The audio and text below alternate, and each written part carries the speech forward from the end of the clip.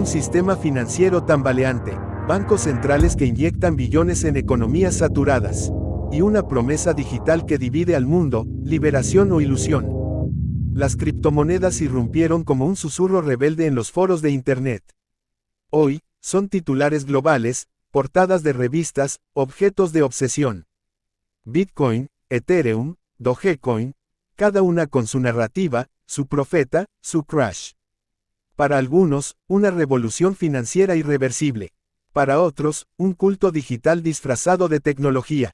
Millonarios nacen en horas, fortunas desaparecen en segundos, y mientras tanto, gobiernos buscan control, regulaciones, censura.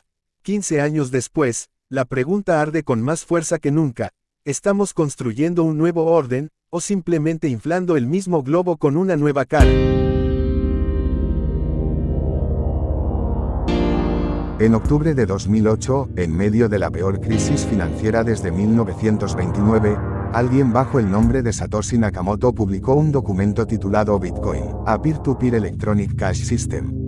La propuesta era simple y radical: dinero sin bancos. Una red de usuarios que validan las transacciones usando matemáticas, no confianza.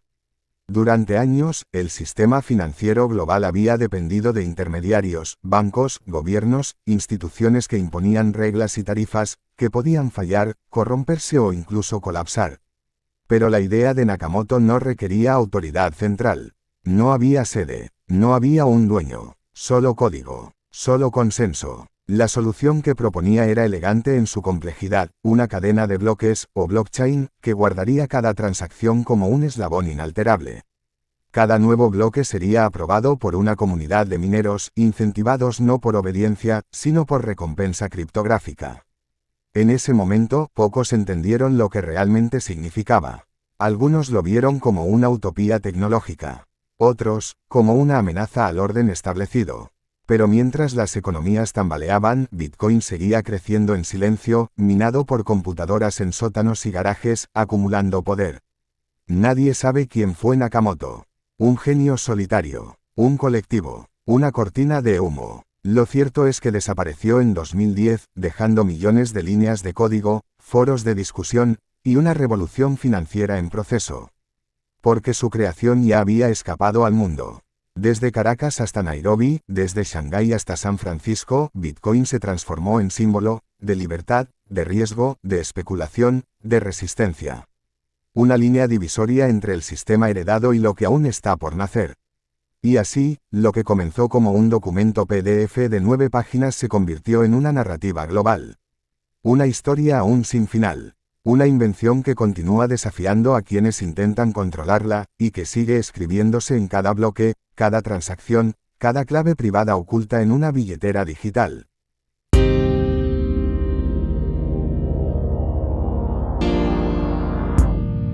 Bitcoin y sus sucesores ofrecieron una utopía digital, sin bancos, sin gobiernos, sin inflación. Un nuevo orden económico impulsado por la criptografía, no por decretos.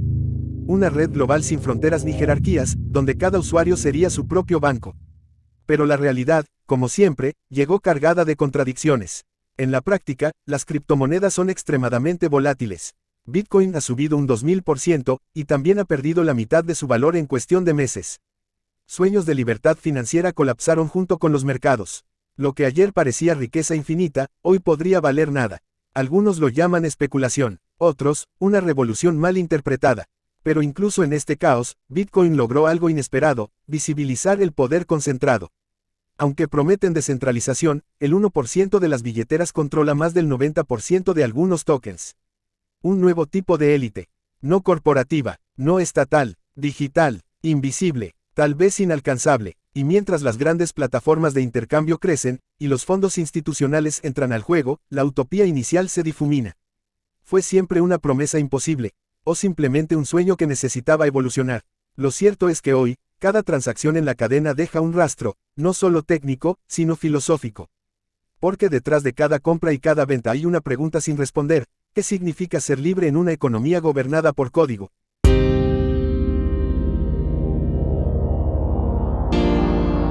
Los bancos centrales, al principio, se burlaron. Bitcoin parecía un experimento marginal, una curiosidad para tecnófilos y libertarios.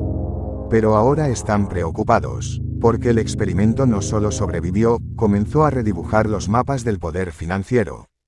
China fue de las primeras en reaccionar. Prohibió la minería de Bitcoin, expulsando miles de máquinas que drenaban energía en regiones rurales. Pero la red no se apagó. Se dispersó, se adaptó. En lugar de acabar con ella, la empujó hacia otros países, como Kazajistán, Texas y hasta El Salvador. En Estados Unidos, el debate se intensificó. Regular los exchanges como bancos. Dejar que las stablecoins compitan con el dólar. A puertas cerradas, funcionarios del Tesoro y de la SEC comenzaron a estudiar cada bloque, cada transacción, cada vulnerabilidad. En paralelo, los gobiernos empezaron a jugar en el mismo campo. Surgieron las CBDCs, monedas digitales emitidas por bancos centrales. China lanzó el yuan digital en fase piloto. Europa debate el euro digital. Estados Unidos explora su propio dólar programable. De la burla, pasaron al mimetismo. Porque las criptomonedas querían demoler el sistema bancario. Querían un mundo sin intermediarios. Pero la paradoja es evidente, los bancos, lejos de caer, están absorbiendo la tecnología que los amenazó. No para desaparecer, sino para volverse más eficientes, más vigilantes, más algoritmizados. Y así, la revolución se volvió un giro inesperado, de la descentralización al control digital. De la disrupción al rediseño institucional. El sistema bancario, lejos de romperse, está reconfigurándose, con ayuda de la misma herramienta que quiso destruirlo. Lo que comenzó como una revolución descentralizada pronto se convirtió en una fiebre dorada digital. Con Terra Luna, millones creyeron en la ilusión de estabilidad algorítmica. Pero cuando el algoritmo falló, no solo se esfumaron miles de millones, también se evaporó la confianza. FTX prometía transparencia, respaldada por celebridades y figuras políticas. Su colapso reveló una arquitectura frágil construida sobre promesas vacías y contabilidad opaca. En medio de todo, el ruido de miles de proyectos sin propósito real saturó el ecosistema. NFTs de piedras virtuales, tokens de memes, promesas envueltas en humo. Y mientras el planeta se calentaba, el consumo eléctrico de Bitcoin rivalizaba con el de países enteros, convirtiendo la utopía digital en una crisis ecológica tangible. Cientos de miles de inversionistas, desde estudiantes hasta jubilados, vieron sus sueños convertidos en líneas rojas en una app de inversión. No fue solo un desplome financiero, fue una herida colectiva en la historia de la tecnología. Ethereum dejó atrás el consumo masivo de energía, cambió a Proof of Stake, marcando el inicio de una nueva era. Bitcoin, ese gigante resistente, explora capas, mejoras y soluciones que podrían reescribir su rol planetario. Mientras tanto, los bancos centrales del mundo no se quedan atrás, planean sus propias monedas digitales, programables y trazables, con cada transacción bajo la lupa del Estado. Lo que viene no es solo una evolución tecnológica, es una batalla ideológica, entre lo descentralizado y lo centralizado, entre el individuo y el algoritmo de control. Las criptomonedas prometen una revolución en la manera en que compramos una casa, registramos nuestras ideas, o incluso emitimos nuestro voto. Pero esa misma infraestructura puede ser usada para restringir, condicionar, vigilar. ¿Será la herramienta que libere al ciudadano, o el código que es su obediencia? El futuro no está en el código, está en quién lo ejecuta, y en qué valores decidimos programar en él. Cada bloque en la cadena es también una pregunta: ¿qué queremos preservar? ¿Qué estamos dispuestos a ceder?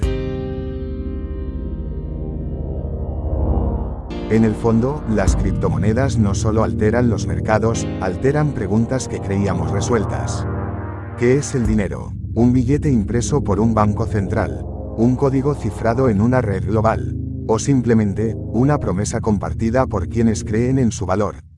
Tal vez, el verdadero cambio no esté en el blockchain ni en los algoritmos.